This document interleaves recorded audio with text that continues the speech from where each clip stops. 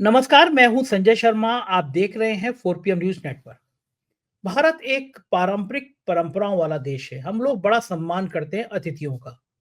हमारे घर में कोई अपना रिश्तेदार आ जाए, कोई दोस्त आ जाए, तो हमारी कोशिश रहती है हम उसको बहुत अच्छा-सा वेलकम करें, उसको अच्छे उपहार दें, अच्छा भोजन कराएँ।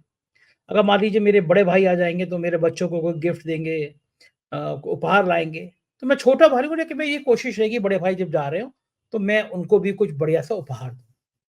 तो ऐसे ही हमारे प्रधानमंत्री के साथ हुआ, हमारे विश्व गुरु प्रधानमंत्री जी के साथ हुआ।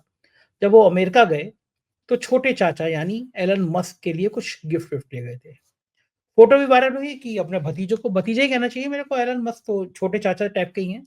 उनके सारे बच्चों को प्रधानमंत्री जी ने खिलाया, उनके फ़ोटो भी ट्वीट किए। लोग तो पागल हैं, ऐसे सवाल करते हैं, प्रधानमंत्री जी वहाँ कुछ करने गए थे या एलन मस्क के बच्चों को खिलाने गए थे? अब पता नहीं कि इस तरह के सवाल क्यों करते हैं लोग। एलन मस्क का सम्मान इसलिए भी कर रहे थे, एलन मस्क ने पहले ही कह दिया था कि भारत में ईवीएम हैक हो सकती है। भारत में नहीं कहा था, उन्होंने कहा था ईवीएम हैक हो सकती है। ये जब उन्होंने बहस खोला तो खलबली मच गई थी। प्रधानमंत्री जी ने कहा होगा कान में, अगर कहा होगा तो, कि भई ऐसी बातें बोला मत करो मंच पे। फिर प्रधानमंत्री जी ने इतना प्यार दिया वो उनके बच्चों को, अपने भतीजों को, तो रिटर्न गिफ्ट भी बनता था। 48 घंटे के अंदर एलन मस्क ने घोषणा कर दी कि भारत में जो फंडिंग हो रही है करोड़ों रुपए की, इस पे रोक लगा दी जाती है। ये रिटर्न गिफ्ट था एलन मस्क की तरफ। रोक क्यों लगा दी जाती है? किस चीज़ का रुपया था? रुपया था कि भारत में चुनाव मतदान प्रतिशत बढ़ाने के लिए अमेरिका जो फंडिंग कर रहा था, रोक लगा दी जाती है। मेरे तो पैरों के तले ज़मीन खिसक गई कि भारत के चुनाव में अमेरिका हस्तक्षेप कर रहा था, ये तो स्वीकार हो गया। आज तक जैसे चैनल जिसके सुधीर चौधरी तिहाड़ रिटर्न मेन चेहरा है, उसने भी ट्वीट कर दिया। तो मुझे याद आया कि कुछ पत्रकारों के साथ हम भी राहुल गांधी से मिले, तो राहुल गांधी ने चिंता जाहिर करी थी लोकसभा चुनाव से पहले कि ये चुनाव में बराबर का अधिकार नहीं है। मुझसे कहा था राहुल गांधी ने कि बराबर का अधिकार नहीं है, क्योंकि अमेरिका का पूरा हस्तक्षेप है चुनाव में। और राहुल गांधी ने यह भी कहा था मुझसे कि अमेरिका नहीं चाहता कभी इंडिया गठबंधन आ जाए, क्योंकि इंडिया गठबंधन आ जाएगा तो उसे केवल एक व्यक्ति से, मुझसे, मल्लिकार्जुन खड़गे या सोनिया गांधी या किसी भी एक्स वाई जेड जो उस समय कांग्रेस का अध्यक्ष होगा, कांग्रेस का बड़ा नेता होगा, उससे का बात करके काम नहीं चलेगा। हमारे इंडिया गठबंधन में जितने सहयोगी हैं, चाहे वो अखिलेश यादव हो, ममता बनर्जी हो, शरद पवार हो, स्टालिन हो, तेजस्वी हो, इन सब से मिलकर बात करनी पड़ेगी। एक व्यक्ति अपने मनचाही फैसले नहीं ले सकता। अमेरिका को मोदी जी के आने से ही आराम है, क्योंकि मोदी जी से अकेले बात करके, अब मोदी जी को अकेले मैनेज करके वो जो चाहे वो कर सकता है, क्योंकि मोदी जी के सामने उनके मंत्रियों की बोलने की हिम्मत नहीं है। मुझे उस समय में राहुल गांधी की बात ठीक नहीं लगी थी, मुझे लगा था ये गलत बयानी कर रहे हैं, अमेरिका किस तरह हस्तक्षेप कर सकता है, लेकिन अमेरिका ने साबित कर दिया। आज एलन मस्क ने घोषणा करके साबित कर दिया कितना बड़ा हस्तक्षेप था, करोड़ों की धनराशि रोक दी गई। मोदी जी वापस आए, कमर सीधी करी होगी, दिल्ली का रेल हादसा हो गया और तब तक एलन मस्क की घोषणा आ गई, यानी 48 घंटे के अंदर अमेरिका ने बेइज्जती कर दी। एक जगह लिख दिया ग्रेट प्राइम मिनिस्टर, गोदी मीडिया के सारे पालतू पत्रकार ट्विटर पे लग गए, वाह देखो हमारे प्रधानमंत्री के लिए क्या लिखा है। मैंने कहा भी ये तो अच्छी बात है कि भारत के प्रधानमंत्री के लिए लिखा है, मैं या आप भी प्राइम मिनिस्टर होते तो ऐसे ही लिखा जाता है। लेकिन अगर इतने ही महान लग रहे थे ट्रंप को मोदी जी, तो शपथ ग्रहण समारोह में क्यों नहीं बुलाया? ये सारी बातें जो मैं आपको बता रहा हूँ, ये बात मैंने अभय दुबे जी से पूछी। बहुत सीनियर जर्नलिस्ट हैं, बहुत अच्छा विश्लेषण करते हैं। आज के शो में मैंने उनसे पूछा कि कुंभ में जो गलत बयानी की गई कि 144 साल के बाद ये महाकुंभ लग रहा है। तमाम अब तो शंकराचार्यों ने मान लिया कि गलत बात थी। हर 12 साल के बाद महाकुंभ लगता है, 144 साल का उल्लेख कहीं शास्त्रों में नहीं है। और इस झूठे प्रचार के बदौलत जो अराजकता बन गई है पूरे देश में, सैकड़ों लोगों की मौत हो गई है, दिल्ली रेलवे स्टेशन में मर रहे हैं लोग, हर तरफ भीड़ का सैलाब उमड़ रहा है, कोई व्यवस्था नहीं है, 25-25 30-30 किलोमीटर लंबे जाम लग रहे हैं। मैं रांची में था, मैंने लखनऊ का फ्लाइट का टिकट देखा, तो वो टिकट लगभग 24,000 रुपए का था। रांची से इलाहाबाद का टिकट मैंने देखा, तो वो 34,000 रुपए का था। कुंभ खत्म होने के 3 या 4 दिन बाद मैंने डेट में देखा, तो वो 34,000 का टिकट 6,000 रुपए का था। कोई लूट करने से बच नहीं रहा है कुंभ में। तो क्या मोदी जी इतना नहीं कर सकते थे कि अपने नागरिक उड्डयन मंत्री को बुलाते और उसके कान में बैठते और कहते ये चल क्या रहा है देश में? इन सारे एयरलाइन से कह दो टिकट किसी कीमत पर रेट नहीं बढ़ना चाहिए, कैसे लूट मचा रहे हैं। और कुंभ में जिस टेंट सिटी का पहले दिन किराया 5,000 रुपए था, लोग उसके 35-35 हजार तक वसूल रहे हैं, खाने पीने की चीजों। मुख्यमंत्री योगी आदित्यनाथ को हेलीकॉप्टर से घूम के कहना पड़ रहा है कि पार्किंग में गाड़ी खड़ी करिए, इधर उधर मत खड़े करिए। ये मुख्यमंत्री का काम है, अफसर क्या कर रहे हैं?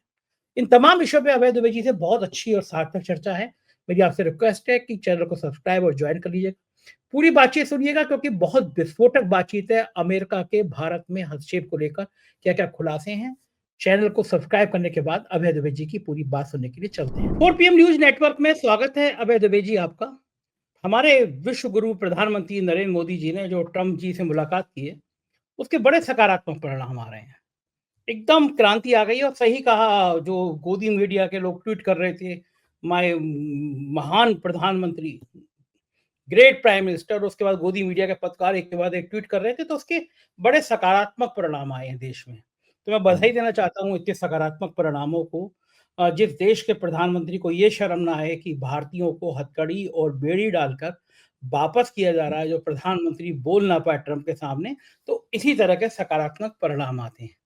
और इस सकारात्मक परिणाम का एक सकारात्मक सा ट्वीट मैं आपको पढ़ के सुनाता हूँ जो एक्स पे है और फिर मैं चर्चा शुरू कर रहा हूँ। ये ट्वीट भी एक महान पत्रकार जिसमें इतिहास रिटर्न सुधीर चौधरी मेन चेहरा है, आज तक का वो ट्वीट है। उसमें लिखा है सुधीर अमेरिका की। चौधरी पे आपकी विशेष मेहरबानी होती है। सर मुझे बड़ा अच्छा लगता है जब वो आज तक पे हाँ, देश का सबसे बड़ा चैनल आता है और फिर उनका चेहरा आता है। तो मुझे लगता है कि कितना महान चैनल है कि ब्रांड एम्बेसडर आदमी उपलब्धि को बनाता है, मतलब जिसको वो आइडियल मानता है, वो यह सोचता है ये आदमी बड़ा ब्रांड होगा। तो आज तक ने स्वीकार कर लिया है कि जो तिहाड़ जेल से लौट के आया है वो रिश्वतखोरी में, ऐसा नहीं पत्रकारिता की खबर छाप सरकार चढ़ गई है तो तुम्हें जेल भेज दिया, और रिश्वत बाकायदा 100 करोड़ की उसमें जेल गए थे भाई साहब। तो मुझे बड़ा प्यार आता है उनको। तो मैं आज तक का ट्वीट पढ़ के सुना रहा हूँ। अमेरिका की डोनाल्ड ट्रंप सरकार बजट कटौती पर सख्ती से काम कर रही है। इस कड़ी में अमेरिका ने भारत को मिलने वाली करोड़ों डॉलर की राशि पर रोक लगा दी है। एलन मस्क जिनके बच्चे हमारे प्रधानमंत्री जी खिलाने गए थे, लोग पूछ रहे थे कि प्रधानमंत्री काम करने गए थे या बच्चे खिलाने गए थे। उसमें लिखा है एलन मस्क के सरकारी दक्षता विभाग ने रविवार को घोषणा करी कि अमेरिका ने भारत में मतदान प्रतिशत बढ़ाने के लिए, बड़ी सेंसिटिव बात कही है आज एलन मस्क ने और आज तक कह रहा है, भारत में मतदान प्रतिशत बढ़ाने के लिए अमेरिका, भाई तुम्हारा क्या काम है हमारे यहाँ, हम कितने वोट बढ़ेंगे? क्या हमारे मोदी जी के कहने से वोट नहीं पड़ सकते थे? जो अमेरिका ने इसमें करोड़ों डॉलर भारत के चुनाव में हस्तक्षेप कर रहा था। तो उसमें लिखा है एलन मस्क के सरकारी दक्षता विभाग ने रविवार को घोषणा की है कि अमेरिका ने भारत में मतदान प्रतिशत बढ़ाने के लिए बनाए गए $21 मिलियन के कार्यक्रम में कटौती करने का फैसला किया है। यानी भारत को करोड़ों रुपए की जो धनराशि मिल रही थी कि चुनाव परसेंटेज बढ़ दें, एलन मस्क ने कहा कि ताऊ जी घर पे आए थे बच्चों, तो ताऊ जी को एक गिफ्ट देना था मुझे, तो उन्होंने भारत की कटौती कर दी। उनको बच्चों को बहुत खिलाया था, फोटो डाले थे, तो एलन मस्क ने कटौती कर दी। कितना खतरनाक है दो बातें। प्रधानमंत्री मोदी के मिलने के 48 घंटे के अंदर ये कटौती कर दी गई। वापस आके ठंड कमर सीधी नहीं कर पाए होंगे तब तक एक रेल हादसा इंतजार कर रहा था उनका, और तब तक कटौती कर दी गई है। दूसरी बात, पहली बार ये बात सामने आ रही है कि भारत के चुनावों में अमेरिका सीधा हस्तक्षेप कर रहा था। आपकी प्रतिक्रिया पूरे मामले में? देखिए, मैं तो आपने जो कहा मेरे लिए तो मैं तो आश्चर्य में डूब उतरा रहा हूँ। मुझे तो सपने में भी इस बात का ख्याल नहीं था कि भारत में मतदान प्रतिशत बढ़ाने के लिए अमेरिका कोई प्रोग्राम चला रहा है। और वो प्रोग्राम ऐसा नहीं है कि अमेरिका अपने यहाँ भारत से कुछ लोगों को बुलाता है, अपने यहाँ ट्रेनिंग देता है, फिर भारत भेज देता है, पता नहीं क्या प्रोग्राम है। एक तो पहले बात जांच करनी पड़ेगी कि भाई ये प्रोग्राम क्या है। मुझे तो बहुत सब चीज, ये पूरी बात ही बहुत संदिग्ध लग रही है। दूसरी बात, अमेरिका प्रोग्राम चला रहा है और अमेरिका ने उस प्रोग्राम में कटौती की है, उस प्रोग्राम को बंद नहीं किया है। अगर आपकी इंफॉर्मेशन आपने किसी प्रामाणिक स्रोत से ली है तो मुझे यकीन है कि आपने जरूर ली होगी। तो उसने कटौती की है, बंद नहीं किया। नहीं, ये प्रोग्राम अभी भी चालू है, थोड़े पैसे इसमें कम खर्च किए जाएंगे। आज तक का ट्वीट तो यही कह रहा है, बड़ा चैनल है उसे नहीं, आज तक पे भी भरोसा है। मेरा कहना है कि ये कार्यक्रम जिसको लेके मेरे मन में कई सवाल उठ रहे हैं, आपके मन में भी सवाल उठ रहे हैं, हम दोनों ही दरअसल परेशान हैं और आश्चर्यचकित हैं कि ये सब क्या है। क्योंकि हमें एक तरह से देखा, एलन मस्क को धन्यवाद देना चाहिए, उनका जो एफिशिएंसी डिपार्टमेंट है उसको धन्यवाद देना चाहिए कि उसकी वजह से हमें ये पता तो चला कि ऐसा हो रहा है। सही बात है। वरना हम लोग जो कि खबरों की दुनिया के आदमी हैं, जो कि राजनीतिक समीक्षक होने का दावा करते हैं, हमें पता ही नहीं है कि हमारी निगाह से बचा के क्या हो रहा है। अमेरिका एक ऐसा कार्यक्रम चला रहा है, उस पर मिलियंस ऑफ डॉलर खर्च कर रहा है अमेरिका कि भारत में मतदान प्रतिशत बढ़े। इसका मतलब है कि भारत में, भारतीय लोकतंत्र में, लोकतांत्रिक प्रक्रियाओं में अमेरिका एक स्टेक होल्डर है, एक ऐसा स्टेक होल्डर जिसके बारे में न कभी संसद में चर्चा होती है, न कभी मीडिया में चर्चा होती है। अगर ये कटौती नहीं की जाती तो हम लोगों को इसके बारे में पता ही नहीं चलता। भाई हम वोट डालने जाते हैं, हमें नहीं पता है कि हम अमेरिका की प्रेरणा से वोट डालने जा रहे हैं। भाई आप वोट डालने जाते हैं कि आपको पता है कि अमेरिका ने आपको प्रेरणा दी है कि आप वोट डालने जाएं? हमें नहीं क्या पता आप था वोट ये बात। डालते हैं, आपको लगता है आपके वोट डालने से भारत को इतने डॉलर मिल रहे हैं? हमें नहीं पता था ये बात। भाई आपके वोट के पीछे डॉलर की ताकत है। मैं तो जानना ये चाहता हूं कि आखिरकार ये कौन सा प्रोग्राम है जिसमें एलन मस्क ने किफायत करने के लिए कटौती की है। अभी जो थोड़ी सी मुझे जानकारी मिली है वो जानकारी ये है कि अमेरिका ने एक consortium for election and political process strengthening करके एक प्रोग्राम बनाया है। उस प्रोग्राम को जो पैसा दिया जा रहा था, यानी ट्रंप से पहले की सरकारें पैसा दे रही थी, वो ध्यान रहे ट्रंप से पहले बाइडेन सरकार थी, बाइडेन से पहले खुद ट्रंप की सरकार थी। ऐसी बात नहीं कि ट्रंप की सरकार कोई 20 साल पहले थी और ट्रंप एकदम नए नए आए हो सत्ता में। 4 साल पहले ट्रंप की सरकार थी। और मुझे मुझे पक्का यकीन है जिस इस तरह के प्रोग्राम कोई 1-2 साल के लिए नहीं बनाए जाते हैं। इस तरह के कार्यक्रम लंबी अवधि के प्रोग्राम होते हैं। मेरे ख्याल से ट्रंप की पिछली सरकार भी इसके अंदर योगदान करती होगी। ये एक ऐसा कार्यक्रम है जो कि तीसरी दुनिया के कई देशों में कई देशों के लिए काम करता है। इसमें बांग्लादेश भी है, मोल्दोवा भी है और कई देश हैं इस तरह के। तो उसमें भारत को 29 मिलियन यानी 2 करोड़ 90 लाख डॉलर खर्च करना था उनको। वो उन्होंने उसके अंदर उसमें से कटौती कर दी है, उसको पूरी तरीके से रोक दिया है। तो अब मुझे नहीं पता है कि अब हम वोट कैसे डालेंगे। पहले इसका मतलब ये है कि हमें जो प्रेरणा प्राप्त होती थी वो अमेरिका से प्राप्त होती थी, डॉलर से प्राप्त होती थी प्रेरणा। और तो खास बात ये है कि जैसे ही एलन मस्क ने ये कार्यक्रम रोका और 29 मिलियन डॉलर की बचत कर ली अपने देश के लिए, वैसे ही आईटी सेल के मुखिया अमित मालवीय ने ट्वीट किया कि ये तो भारत के लोकतंत्र में अमेरिकी हस्तक्षेप था। अच्छा, क्या ये बात है! अमित कितना ज्ञान, मालवीय कितना ज्ञान, आप कितना देखिए ना, अमित मालवीय जी अमित धन्य मालवीय है ने कहा साहब। कि भारत के तो क्या नरेंद्र मोदी वहां कह के आए थे कि इस अमेरिकी हस्तक्षेप को रोक दो। मतलब अमित मालवीय को यह भी बताना चाहिए कि क्या नरेंद्र मोदी जब गए थे तो उन्होंने शिकायत की होगी डोनाल्ड ट्रंप से कि आप ये जो भारत के लोकतंत्र में हस्तक्षेप कर रहा है उसको रोक दीजिए।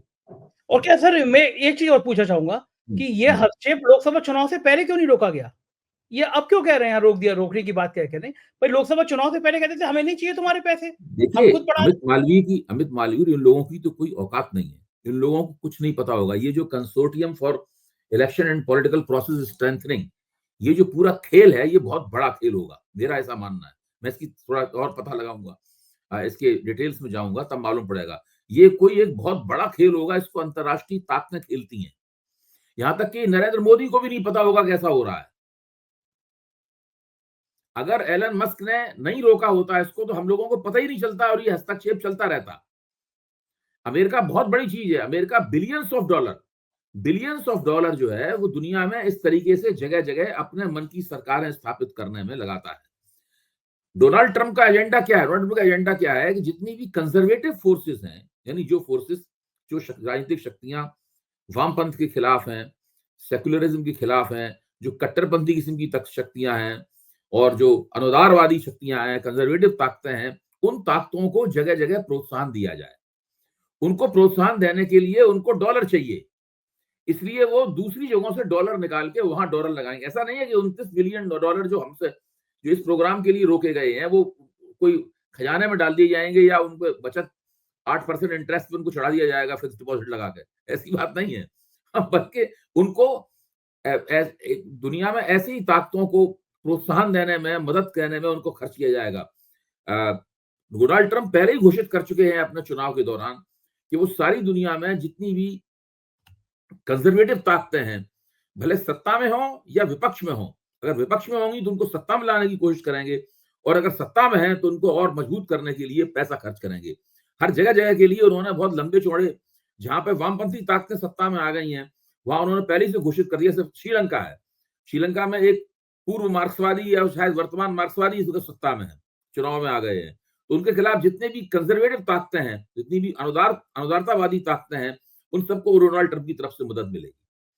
तो इस तरीके से डोनाल्ड ट्रंप अपना पूरा मामला फैला रहे हैं। तो ये एक आप नरेंद्र मोदी को, अमित मालवीय को और उनके दूसरे लोगों को जो उनके अहलकार हैं, उनको चाहिए कि पता लगाएं कि अमेरिका किस किस मामले में देश भारतीय लोकतंत्र की प्रक्रियाओं में हस्तक्षेप कर रहा है।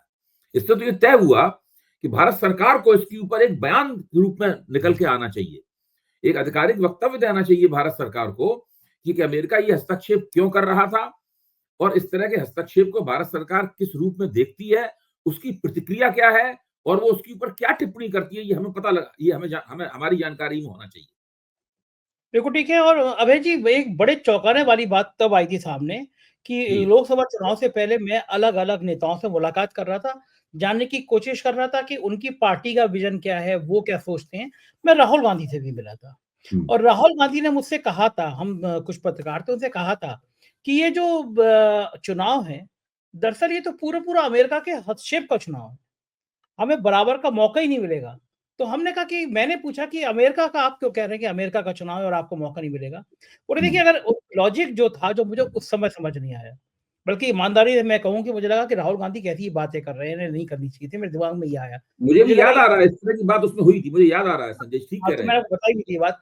तो राहुल गांधी ने उस लॉजिक ये दिया था उस समय, जो मुझे बिल्कुल ही सही नहीं लगा था। मुझे लगा था राहुल गांधी गलत बोल रहे हैं, लेकिन आज मुझे लग रहा है राहुल गांधी 100% सच बोल रहे थे। उन्होंने कहा देखिए, इंडिया गठबंधन की सरकार अगर आ जाती है, तो अमेरिका को कई कई इंपॉर्टेंट नेताओं से किसी भी मुद्दे पर लागू करने के लिए या अपनी बात हमारे तक रखने के लिए बात करनी पड़ेगी। हुँ, उसमें अकेला कांग्रेस नहीं होगा कि कांग्रेस कोई डिसीजन ले ले, जैसे एक बार मनमोहन सिंह जी ने न्यूक्लियर मुद्दे पर ले लिए था। उन्होंने कहा उसमें अखिलेश यादव से भी बात करनी पड़ेगी, उसमें ममता जी से भी बात करनी पड़ेगी, उद्धव ठाकरे से बात करनी पड़ेगी, स्टालिन से बात करनी पड़ेगी। यानी 8-7 बड़े नेता हैं जो इंडिया गठबंधन के, जो सहयोगी शामिल हैं 10-11, उन सबसे अमेरिका को बात करनी पड़ेगी। क्योंकि अमेरिका जानता है कि इंडिया गठबंधन डेमोक्रेटिक गठबंधन है, इसमें कोई एक नेता तानाशाह की तरह बात नहीं कर सकता। और राहुल गांधी ने कहा कि अमेरिका चाहता है कि अगर मोदी जी आ जाएंगे तो उसके लिए बड़ा आसान है, उसे किसी दूसरे नेता से बात ही नहीं करनी है। एनडीए में या बीजेपी हुँ। में किसी की हैसियत ही नहीं है जो बात करे। उसे एक आदमी सेट करना है और वो पहले से सेट है, नरेंद्र मोदी। तो मुझे लगा था ये देखिए, इससे आपकी बात से अंदाज़ा लग रहा है कि consortium of electoral and political process strengthening, ये इलेक्टोरल एंड पॉलिटिकल प्रोसेस किस तरह से मजबूत होता है और क्यों मजबूत होता है, इसका दरअसल घोषित अघोषित लक्ष्य क्या है, ये राहुल गांधी से जो आपकी चर्चा हुई थी, आपकी और दूसरे यूट्यूबर्स के साथ में सोशल मीडिया प्लेटफ़ॉर्म के लोग हैं, उनसे चर्चा हुई होगी। तो ये बात ये इससे निकल कर आती है। उस वक़्त मुझे भी राहुल गांधी की बात पे यकीन नहीं हुआ था। लेकिन अब लग रहा है कि राहुल गांधी शायद कहीं न कहीं ठीक बात कह रहे थे। असल में इस तरह की बातें होती हैं, उनमें पहली नज़र में यकीन नहीं होता और अगर ये एलन मस्क ये $29 मिलियन बचाने की कोशिश ना करते, तो शायद ये बात निकल के ना आ पाती। बिल्कुल ठीक है। और लेकिन ये खतरनाक बात ये है कि अब तो बिल्कुल साफ हो गया कि America, Bharatiya Janata party America के एक उद्योगपति पर आरोप लगाती रहती है, ये भारत को अस्थिर करने की कोशिश कर रहा है। वो कौन हुँ, होता है भारत के मामलों में हस्तक्षेप करने वाला? कांग्रेस उससे मिली हुई है और वो तो बिल्कुल भारत को बर्बाद कर देना चाहता है। बड़ा बड़े चढ़-बढ़ के संसद में हंगामा हुआ। लेकिन अब तो आपने स्वीकार कर लिया कि 11 साल से आपकी हुकूमत, ये कोई फंडिंग आज की तो शुरू हुई नहीं है, पहले से चली आ रही है। यानी आप अब भारत का, और ये भी नहीं है कि ये लोकसभा चुनाव का मामला हो सकता है कि अमेरिका की फंडिंग राज्यों के चुनाव में भी होती हो। हुँ, अमेरिका चाहता हो कि महाराष्ट्र में जो सबसे बड़ी आर्थिक राजधानी कही जाती है देश की, उसमें भी कोई एक ऐसा मतदान में खेल हो। और ये एलन मस्क, ये छोटे चाचा जी, वो ताऊ जी हुँ। हैं, ये चाचा जी हैं, इनके बच्चे खिला रहे थे मोदी जी। इन्होंने तो कहा था कि मैं ईवीएम भी हैक करा के दे, ईवीएम का भरोसा नहीं है, ईवीएम हैक हो हुँ, सकती है। हुँ। तो कहा यानी था। छोटे चाचा के घर जिनके घर गए मोदी जी, वो हुँ, ईवीएम हैक करने का दावा कर रहे हैं कि हो सकती है। और फिर अब ये कहानी सामने आ गई कि अब हुँ। मुझे इन दोनों बातों को जोड़ के बताइए कि चुनाव में क्या वाक़ई बहुत बड़ा झोल नज़र आ रहा है आपको? भाई देखिए, हम तो बहुत मुद्दतों से कह रहे हैं कि भारत में जो चुनाव हो रहा है, उसके स्वतंत्र और निष्पक्ष होने पर काफ़ी बड़े-बड़े संदेह हैं। अभी तक हम लोग इन संदेहों को भारतीय जनता पार्टी और चुनाव आयोग की जो एक अघोषित जुगलबंदी है, उस जुगलबंदी के आईने में देख रहे थे। हम देख रहे थे कि भई ये सब गड़बड़ियाँ कैसे हो रही हैं। हम लोग जो एसोसिएशन फॉर डेमोक्रेटिक रिफॉर्म है, उसकी जो रिपोर्टें हैं, उसके जो आरोप हैं या वो जिस तरीके से समीक्षा करती है चुनाव प्रक्रिया की, हम तो उसके हमारा हमारा आईना तो वो था, हम वहां उसके अंदर झांक के देख के कह रहे थे कि ये तमाम गड़बड़ियां हैं। जो नागरिक अधिकार संगठनों ने एक मुहिम चला रखी है, चुनाव आयोग को उन्होंने जो ज्ञापन दे रखे हैं, उन ज्ञापनों के संदर्भ में हम अपनी बात कह रहे थे, लेकिन ये एक बिल्कुल नया पहलू है।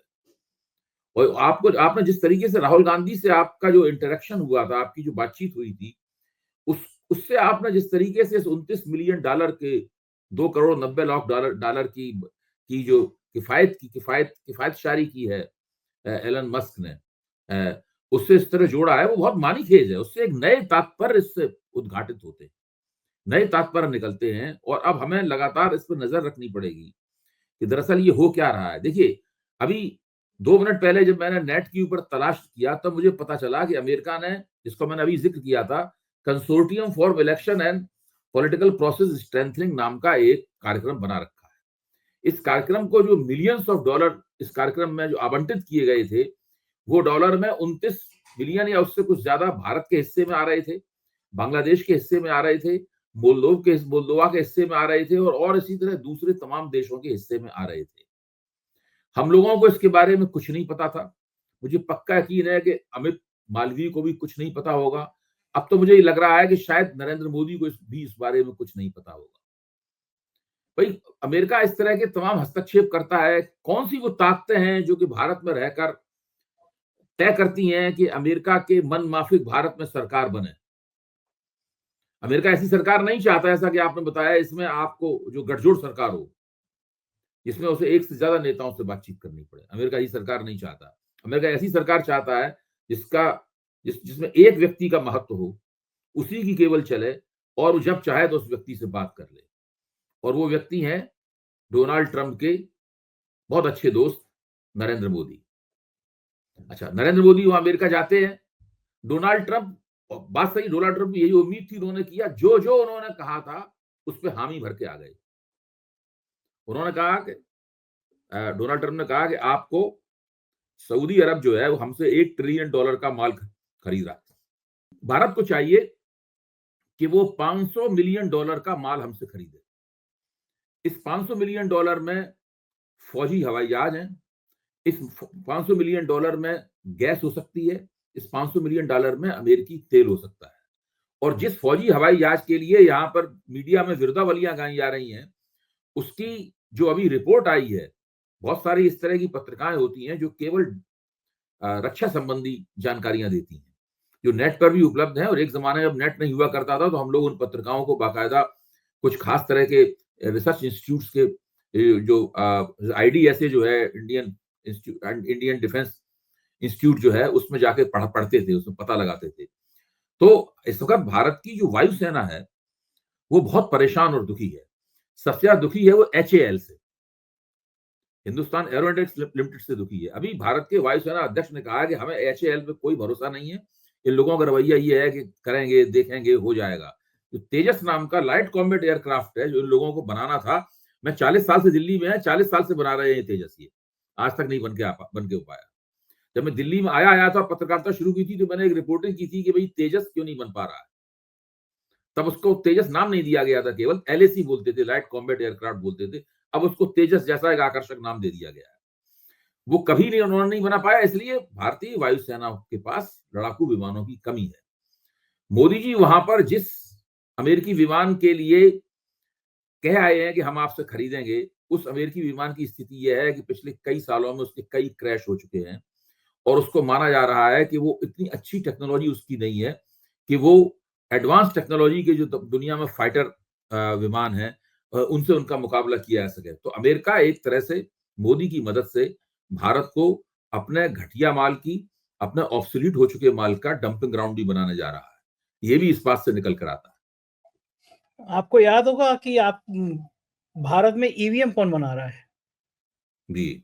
उस कंपनी के बारे में ये हुआ कि उस कंपनी में भारतीय जनता पार्टी समर्थित कई लोग काम कर रहे हैं। ये भी सवाल उठे थे कि एक इंडियन कंपनी है जो EVM बना रही है, कई हजार EVM गायब हैं, उसका भी कोई लेखा जोखा नहीं है। सवाल तो फिर अब बहुत सारे खड़े होने शुरू हो गए। देखिए, इस पूरे प्रश्न से, जो प्रश्न अभी आपने उठाया है, उससे कम से कम एक जरूरत दोबारा रेखांकित होती है कि हमारे लोकतंत्र को बहुत बड़ी मात्रा में जिस चीज की जरूरत है वो है ट्रांसपेरेंसी। हमको पारदर्शिता चाहिए हर क्षेत्र में। उससे क्या होता है, पारदर्शिता और पारदर्शिता केवल सरकार मुहैया करा सकती है। सरकार हर चीज के बारे में जानकारी दे सकती है और सरकार की आदत है हर चीज को छुपाना, इसलिए किसी चीज को बताती नहीं है वो। जब नहीं बताती है तो लोग कयास लगाते हैं, आधी अधूरी जानकारी के आधार पर अंदाजा लगाते हैं, उससे अफवाहें भी फैलती हैं, गलत सलत बातें भी प्रकाश में आती हैं। कुछ बातें सही होती, उनके अंदेशे सही होते हैं लेकिन पूरी तरह तथ्यों से प्रमाणित नहीं होते। तो जो ट्रांसपेरेंसी है, पारदर्शिता है, उसको केवल एक ही तरीके से सुनिश्चित किया जा सकता है कि सरकार स्पष्ट रूप से कहती हुई निकल के आए कि ये बात नहीं है बल्कि बात ये है। अब जैसे ईवीएम कौन बना रहा है, सरकार की तरफ से इसमें एक बाकायदा वक्तव्य होना चाहिए कि भाई ये लोग ईवीएम बना रहे हैं। अगर ये पूछना चाहे कि इस कंपनी में किस किसकी हिस्सेदारी है, स्पष्ट रूप से बताया जाए कि सब सरकार कुछ किसी चीज के बारे में कुछ बताती नहीं है। इस आपने चीज के छुपाने की बारे बात में बताने से कौन सी भारत की हो जाएगा। रक्षा कंप्रोमाइज हो जाएगी, खतरे में पड़ जाएगी अगर ये बता दिया जाए कि ईवीएम कौन सी कंपनी बनाती है ठीक और बात है। उसमें कौन कौन हिस्सेदार है। अच्छा, अब जरा छुपाने वाली बात आई है तो फिर जरा भारत में जो चीजें छुपाई जा रही हैं उस पर भी चर्चा कर ली जाए। कुंभ में भगदड़ मची, रात के 3 बजे बजी, 4 बजे बची, 3:30 बजे बची। मुख्यमंत्री को 1 घंटे के अंदर जानकारी दे दी। तो मेरे पास पुख्ता जानकारी है कि मुख्यमंत्री को 4 बजे तक बता दिया होगा, बता दिया जाना भी चाहिए। अगर कुंभ में भगदड़ मची है और जिस तरह से सुबह वीडियो सामने आए, हमने 12 बजे तक 1 डेढ़ दर्जन लाशें दिखा दी थी पोस्टमार्टम हाउस से, तो संभव नहीं है कि राज्य के मुख्यमंत्री को ना बताया जाए। लेकिन 10 बजे मुख्यमंत्री प्रेस कॉन्फ्रेंस करते हैं, प्रेस कॉन्फ्रेंस तो नहीं, अपना उद्बोधन करते हैं एनआई को और कहते हैं कि वो मामूली घायल हैं लोग, घायलों का इलाज चल रहा है, यानी कोई मौत की जानकारी नहीं दी जाती है। दिल्ली के रेलवे स्टेशन में भगदड़ मचती है। घंटों बाद रेल मंत्रालय, रेल मंत्री स्वीकार नहीं करते वहां पे मौत हुई है। यह लाशें छुपाई जा रही हैं। कुंभ 144 साल बाद लग रहा है ये महाकुंभ। अब तो कई शंकराचार्य कह चुके ये झूठ बात है, हर 12 साल बाद लगता है। कोई किसी धर्म शास्त्र में 144 साल का जिक्र नहीं है। लेकिन उत्तर प्रदेश सरकार ने सरकारी होर्डिंग्स में, अखबारों के विज्ञापन में, दुनिया भर में ये कहा कि साहब ये 144 साल के बाद लग रहा है, ये मौका चूक गए तो कभी नहीं मौका मिलेगा। और पूरी दुनिया भर से लोग टूट पड़े कि 144 साल के बाद ना हमारी पीढ़ी, ना हमारे बाद वाली पीढ़ी, हम ही इसको पुण्य मिल रहा है। नतीजा ये हुआ है कि पूरे भारत में हाहाकार मचा हुआ है। मैं रांची में हूँ, लखनऊ मुझे वापस जाना था। मैंने फ्लाइट का टिकट देखा तो लगभग 24,000 रुपए का टिकट आ रहा था। मैंने प्रयागराज का टिकट देखा तो 34,000 रुपए का टिकट आ रहा था। कुंभ खत्म होने के 3-4 दिन बाद की डेट देखी मैंने, तो ये 34,000 का टिकट 6,000 रुपए का हो गया। कुंभ में चाय खाने की दुकानों पर लूट मची हुई है। एक इलीगल टेंट सिटी लगी हुई थी। जो मौजूदा टेंट सिटी हैं, उनके एक-एक टेंट की कीमत आज मैंने मालूम करी, एक जने को जाना था, 35,000 रुपए तक पहुंच गई, जो 5,000 रुपए में मिल रहा था टेंट। यानी कुंभ के अंदर इस तरह लूट मची हुई है। रेलवे के प्लेटफॉर्म पे हुजूम उतर रहा है, हुजूम आ गया है। प्रशासन के वेबसाइट से टिकट हजारों बिक गए हैं, तब भी रेल मंत्री को होश नहीं कि एक ट्रेन के हजारों टिकट बिक गए हैं तो भीड़, एक्स्ट्रा फोर्सेज लगाई जाए, एक्स्ट्रा सुरक्षा की जाए। और आज कुंभ में सेना को उतार दिया गया। मुझे याद है आपने कम से कम 10-15 दिन पहले ये कहा था कि कुंभ को सेना के हवाले किया जाए, बहुत बड़ा हादसा हो सकता है, ये कोई नियंत्रण नहीं है, आपने मेरे शो में कहा था। अखिलेश यादव ने ये मांग सबसे पहले उठाई थी कि कुंभ को सेना के हवाले कर दिया जाए, और आज कुंभ को सेना के हवाले कर दिया गया। मुख्यमंत्री हवाई दौरा करके कह रहे हैं कि पार्किंग में गाड़ी ठीक करिए, रखिएगा आप, जाम हो जाएगा। मुख्यमंत्री का काम है कि पार्किंग में गाड़ी ठीक कराए, हवाई जहाज में हेलीकॉप्टर में बैठ के। जो दिल्ली में अराजकता हुई, इतने 1.5 दर्जन लोग मर गए वहां पे, जगह जगह। रीवा में कल रात को 20 किलोमीटर लंबा जाम लगा हुआ है। पूरा देश एक भयंकर हालात से गुजर रहा है, और केवल एक झूठ के कारण कि 144 साल के बाद ये कुंभ लगा है, इससे ना भूतो ना भविष्यति।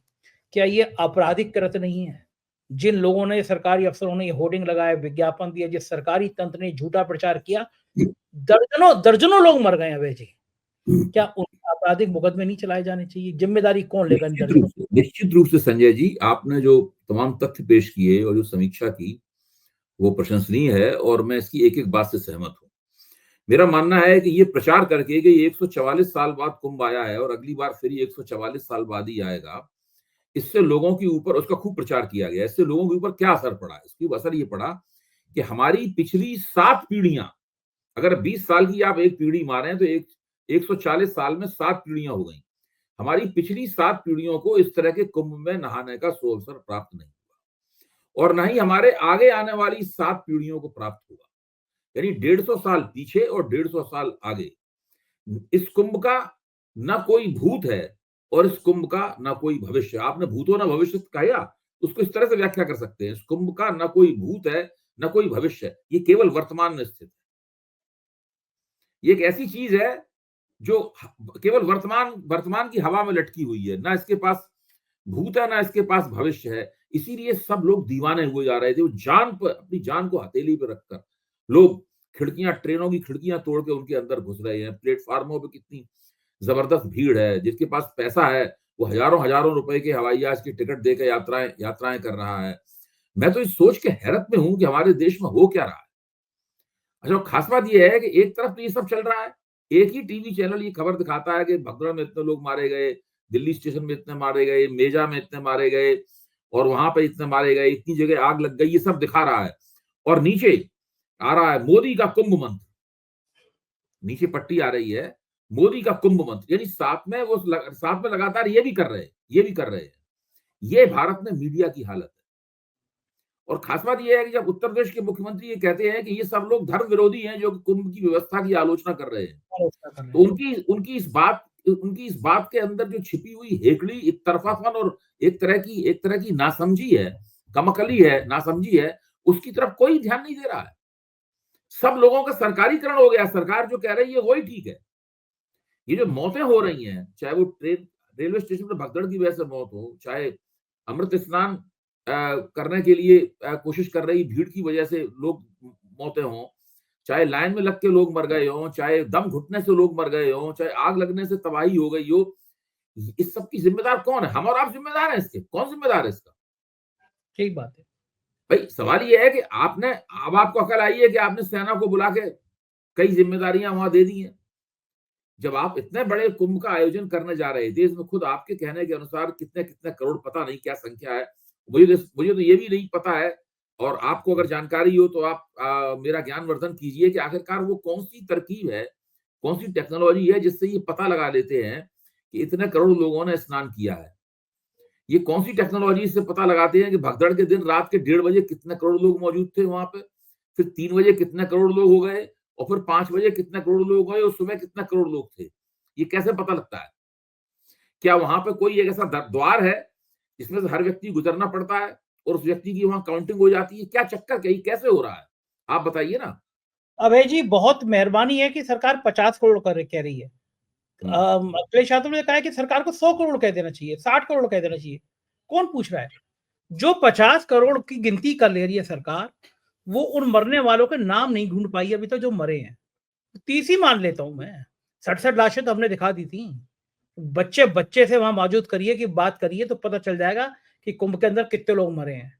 लेकिन वो 30 लोग कौन थे वो सरकार आज तक नहीं तलाश कर पाई। उनका नाम पता नहीं बता रही है सरकार कौन 30 लोग थे, कितने देखिए, लोग मरे। पहले हम लोग ये सुनते थे कि जब युद्ध होता है तो उसमें मुनाफाखोरों की बनाती है। बड़े बड़े पूंजीपति दुनिया के बने हैं युद्धों से। द्वितीय विश्व युद्ध हुआ था तो बहुत से लोग बड़े बड़े पूंजीपति हो गए क्योंकि उन्होंने बहुत जबरदस्त मुनाफाखोरी की, तरह तरह की सप्लाई में, अनाज की सप्लाई में और दूसरी चीजों की सप्लाई में बहुत जबरदस्त मुनाफाखोरी की। लेकिन भारत के जो पारंपरिक स्नान पर्व हैं जिनमें एक कुंभ भी है, उसके अंदर इतनी बड़ी मुनाफाखोरी का मौका मिलेगा ये किसी ने अंदाजा भी नहीं लगाया था। कुंभ का पूरी तरीके से व्यवसायीकरण किया गया है, कुंभ का राजनीतिकरण किया गया है और कुंभ का व्यवसायीकरण किया गया है। अगर कहीं कोई सबसे बड़ा पाप है, सबसे बड़ा पाप यही है। इस पाप का प्रक्षालन कैसे होगा संजय जी? बिल्कुल, बिल्कुल ठीक कह रहे हैं। और मैं ये कह रहा हूँ कि केवल सरकारों ने नहीं किया है। हमारे जो महंत और महामंडलेश्वर हैं, उनकी आँखों में पट्टी पड़ गई है। वो मूर्ख साबित करने में तुल गए हैं अपने आप को। मैंने तो कई बार कहा, लोगों से अपील करी कि जिन महामंडलेश्वरों को आप अपना भगवान समझते हैं, उनके चरणों की धूल लेने को पागल हो जाते हैं, अपना सब कुछ उनके आश्रम में दे आते हैं, इनकी शक्ल तो देखो। ये महामंडलेश्वर अमित शाह के ऊपर जल चढ़ा रहे हैं, उनको गंगा जी नहलवा रहे हैं। यही जी, जी, आप महामंडलेश्वर बताइए। मुकेश अंबानी की डुबकी लगा रहे हैं, तो फिर तुम्हें अगर पैर ही छूना है तो सीधे अमित शाह के छू लो। इन इन इन फ्रॉड टाइप के लोगों को तुम के पैर छू रहे हो। लेकिन बहुत ही हैरानी करने वाली बात है अभय जी, और वही वाली लाइन आती है, अंधेर नगरी चौपट राजा, टका सिर भाजी टका सिर खाजा। बहुत-बहुत शुक्रिया, आपने इतना समय दिया, बातचीत करी, ज्ञान बढ़ाया। Thank you sir. धन्यवाद। ये थे अभय दुबे जी, और आपको सुन के हैरानी हुई होगी ये सारे खुलासे। आपके प्यार भरे कमेंट का मुझे इंतज़ार रहेगा। शुक्रिया, थैंक यू।